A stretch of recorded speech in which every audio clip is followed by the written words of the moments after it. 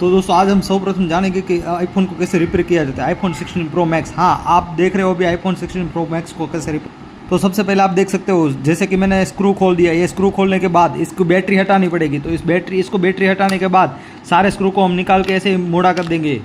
हटाने के बाद हम वापस से कैसे फिट करेंगे आप ये देख सकते हो कि जैसा कि मैंने ये वापस से पैक कर दिया रिपेयरिंग होने के बाद।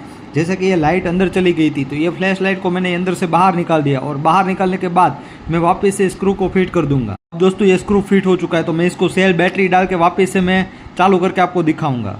जी हाँ दोस्तों, तो आप देख सकते हो ये फ़ोन अब वापस से चालू हो गया। जैसे कि फ्लैश लाइट पहले नहीं चल रही थी, अब तो ये फ्लैश लाइट, और इसके लिए मैंने यूज़ किया है ये सारे स्क्रू ड्राइवर।